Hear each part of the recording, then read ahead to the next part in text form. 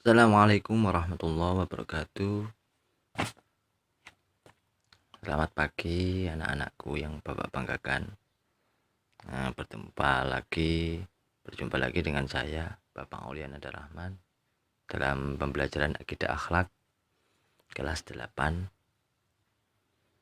Marilah sebelum kita mulai pembelajaran pada pagi hari ini, kita luangkan sejenak sedikit waktu kita untuk membaca surat Al-Fatihah yang kita tujukan kepada para masyayikh kita, para muassis kita, para pendahulu kita, para pejuang bangsa kita, para leluhur kita, masyarakat bangsa dan negara ini. Semoga dengan kita membaca surat Al-Fatihah, kita akan diberikan kelancaran, keberkahan, kemudahan, kemanfaatan di dini wa dunya wal akhirah. Ala hadiniyah Al-Fatihah.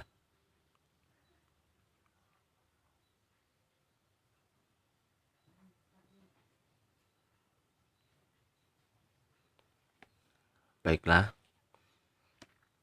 langsung saja melanjutkan pertemuan yang kemarin. Ini adalah pertemuan yang ketiga, pembelajaran ketiga tentang pembelajaran akidah akhlak mengenai iman kepada kitab-kitab Al-Quran, kitab-kitab Allah. Melanjutkan pembahasan kitab-kitab yang kemarin. Kalau kemarin sudah pembahasan tentang Taurat, Zabur, dan Injil, untuk saat ini kitab yang kita banggakan yakni kitab suci Al-Quran. Apa sih Al-Quran itu sendiri? Al-Quran adalah secara bahasa berasal dari qara'a yaqra'u Qur'anan, yang berarti bacaan. Sedangkan menurut istilah diartikan sebagai kalam Allah yang diturunkan kepada Nabi Muhammad baik secara lafaz maupun makna melalui perantara malaikat Jibril sebagai mukjizat dan berfungsi sebagai pedoman dan petunjuk bagi umat manusia serta bernilai ibadah bagi yang membacanya.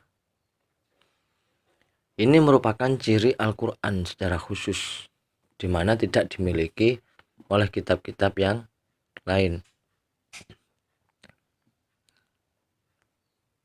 Maksudnya begini, di sini seumpama diturunkan kepada Nabi Muhammad. Kalau kitab diturunkan kepada Nabi Muhammad, secara otomatis kitab yang dimaksud adalah Al-Quran. Loh Bapak, terjemah itu Al-Quran apa bukan? Bapak bisa menjawabnya bukan. Karena apa? Itu terjemahan saat ini itu bukan merupakan terjemahan yang dimaksud diturunkan oleh Allah secara lafaz maupun makna. Sedangkan makna itu sendiri yang mengetahuinya hanya Nabi Muhammad dan Allah itu sendiri. Karena di situ diwahyukannya Al-Quran itu baik secara lafaz maupun makna di dalam hati Nabi Muhammad secara langsung, kemudian baru diajarkan kepada para sahabat hingga sampai sekarang ini gitu. Nah, bagaimana sih periode turunnya Al-Quran? Al-Quran itu diturunkan secara berangsur-angsur. Jadi diturunkan secara sekaligus itu di Lauh Mahfuz. Habis dari Lauh Mahfuz diturunkan ke Baitul Izzah atau langit ketujuh. Nah, dari langit ketujuh ke dunia ini diturunkan secara berangsur-angsur melalui perantara malaikat Jibril, diajarkan kepada Nabi Muhammad. Hikmahnya apa Bapak kok diturunkan secara berangsur-angsur? Banyak, salah satunya untuk merubah kebiasaan yang ada di masyarakat waktu itu. Contoh, melarang masyarakat untuk berhenti dari minum minuman keras. Itu nggak langsung, jadi langsung berhenti gitu saja, enggak, tapi diturunkan dengan ayat yang berangsur-angsur. Awalnya tentang apa, bahwasanya arak itu dengan kata-kata bahwasanya minuman keras itu ada manfaat dan ada bahayanya gitu. Baru nanti ayat terakhir itu menolak secara keras bahwasanya minuman keras itu enggak boleh. Itu cara berangsur-angsur. Makanya di sini periodisasi turunnya Al-Qur'an itu ada dua secara garis besar. Banyak ulama ulumul Quran itu mengatakan seperti itu, membaginya dalam periode Makkiyah atau periode sebelum hijrah yang disebut Makkiyah. Di situ berjumlah 80 surat selama 12 tahun 5 bulan. Dan periode setelah hijrah yang disebut Madaniyah, ini hijrah ke Madinah, berjumlah 28 surat selama 9 tahun 9 bulan. Terkait jangka waktunya itu ada beberapa pendapat. Ada yang mengatakan kurang lebih Al-Quran itu diturunkan selama 23 tahun. Ada pula yang berpendapat 22 tahun 2 bulan dan 22 hari. Loh, Bapak mana yang benar? Semuanya benar, karena masing-masing pendapat itu punya pedoman masing-masing. Selanjutnya, nama lain Al-Quran itu ada banyak yang bisa dijumpai. Bapak di sini sudah skemakan. Di antaranya satu, Alkitab yang bermakna kitab atau buku. Dua, Al-Furqan. Al-Quran disebut juga Al-Furqan. Yang dimaksud di situ adalah pembeda antara yang hak dengan yang batil. Yang ketiga, Az-Zikr, karena tugas Al-Quran juga fungsinya memberikan peringatan kepada umat manusia. Yang kelima, Al-Huda, petunjuk, yang berarti petunjuk sebagai umat manusia, petunjuk bagi umat manusia. Yang keenam, An-Nur, cahaya. Cahaya yang dimaksud di sini adalah penerang hati. Yang ketujuh, Al-Bayyinah, penjelas atau bukti yang nyata. Karena fungsi Al-Quran itu sendiri juga untuk menjelaskan hal-hal yang diperlukan bagi kehidupan umat manusia. Cuma manusianya banyak yang belum memahami atau belum mengetahui kandungan atau hakikat Al-Quran itu sendiri.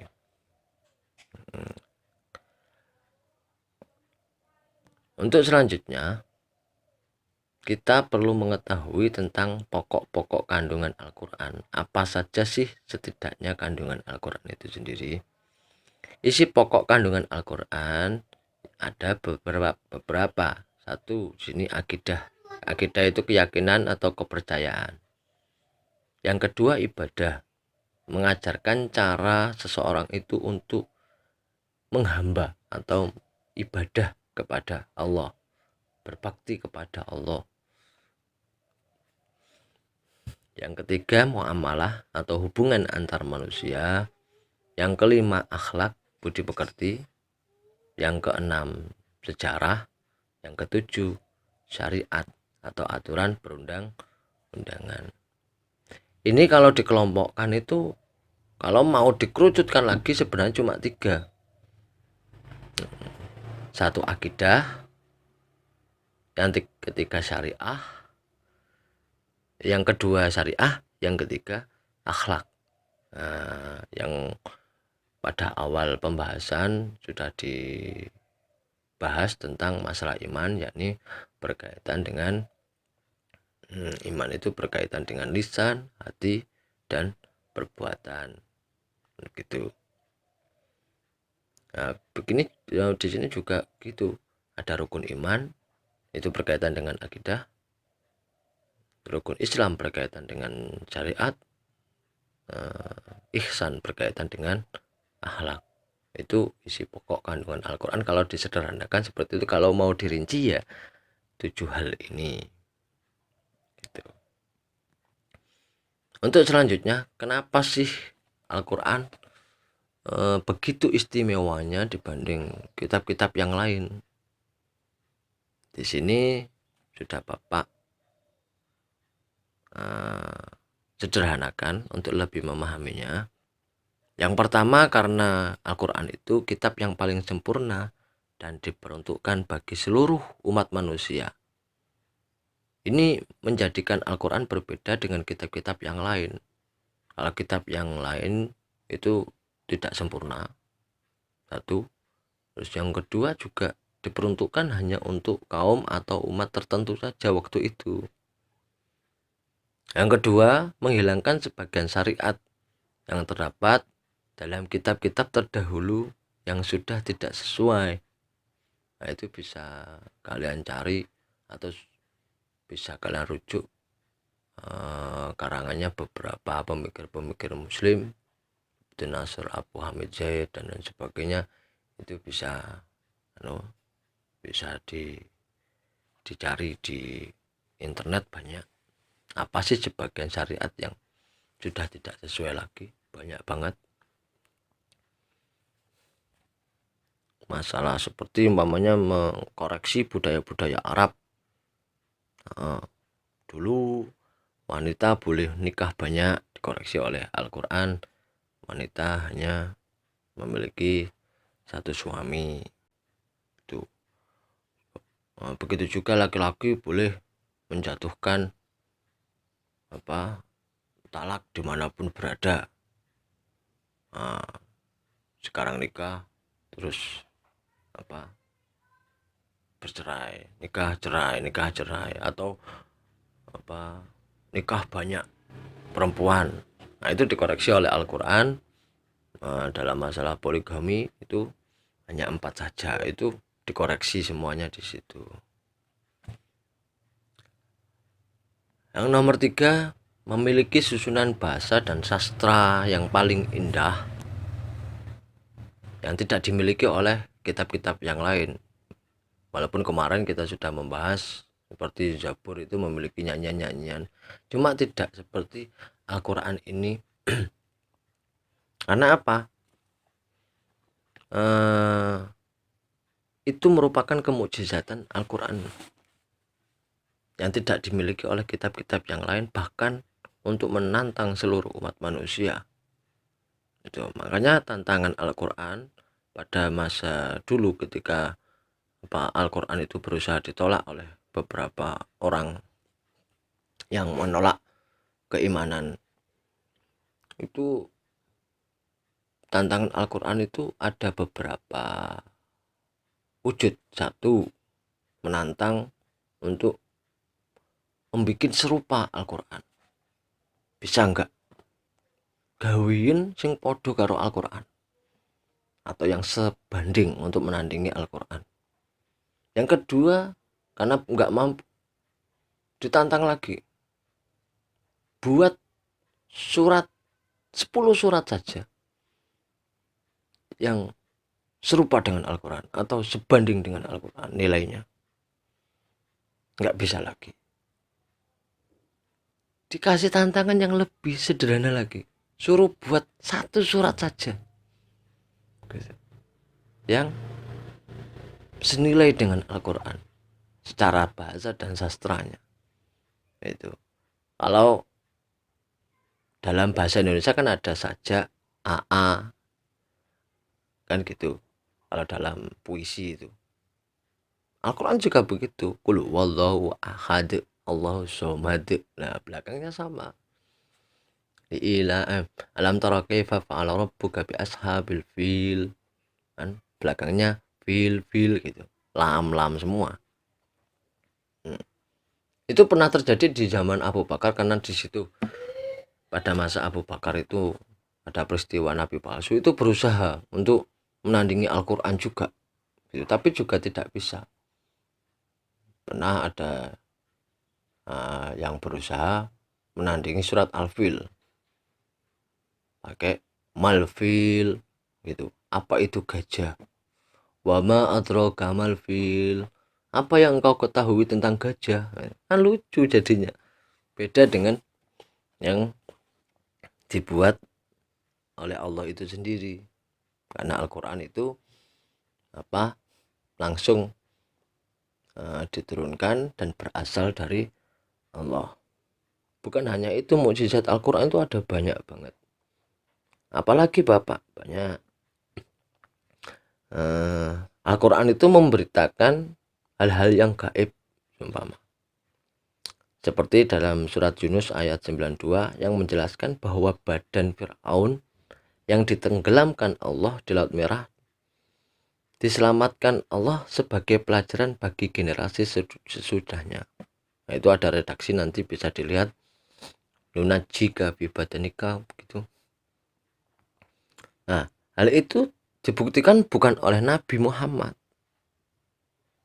tapi dibuktikan oleh ahli purbakala pada tahun 1896 yang bernama Loret. Itu menemukan sebuah mumi Fir'aun bernama yang diberikan nama waktu itu Maniptah, yang mengejar Musa dan ditenggelamkan Allah di Laut Merah. Itu jauh setelah Nabi Muhammad wafat. Dibuktikan bahwasanya Al-Quran itu jauh melampaui pengetahuan manusia. Apalagi Bapak? Ya, ada lagi. Seperti keseimbangan antara jumlah bilangan katanya. Itu keseimbangan antara antonim, seperti kata al-hayat dengan al-maut. Al-hayat itu hidup, al-maut itu mati. Di dalam Al-Quran itu terulang sebanyak 145, baik al-hayat maupun al-maut. Keseimbangan juga di sinonimnya, persamaan katanya. Contoh di kata al-harth yang artinya menanam atau tanaman, itu sinonim dengan kata az-ziro'ah, membaca atau bertani, bertanam. Nah, itu terulang sebanyak hanya 14 kali, baik kata al-harth, baik kata az-ziro'ah. Nah, itu hanya beberapa contoh saja. Karena apa? Di sini Bapak lanjutkan, keistimewaan Al-Quran itu langsung mendapatkan jaminan langsung dari Allah. Inna nahnu nazzalna dzikra wa inna lahu lahafidun. Jadi yang jamin itu langsung dari Allah. Beda dengan kitab-kitab yang lain yang tidak ada jaminannya, yang nggak ada garansinya. Kalau ini digaransi oleh Allah hingga yaumul kiamah nanti, sehingga terjaga kemurnian dan keasliannya. Yang selanjutnya, Al-Quran merupakan kitab Allah dan berlaku sepanjang masa. Jadi tidak hanya berlaku pada masa Nabi Muhammad saja, tapi berlaku hingga nanti hari akhir. Demikianlah penjelasan singkat dari Bapak. Semoga bermanfaat. Kita akhiri dengan bacaan alhamdulillah, alhamdulillahirabbil alamin. Tetap semangat, tetap belajar, jaga kesehatan. Assalamualaikum warahmatullahi wabarakatuh.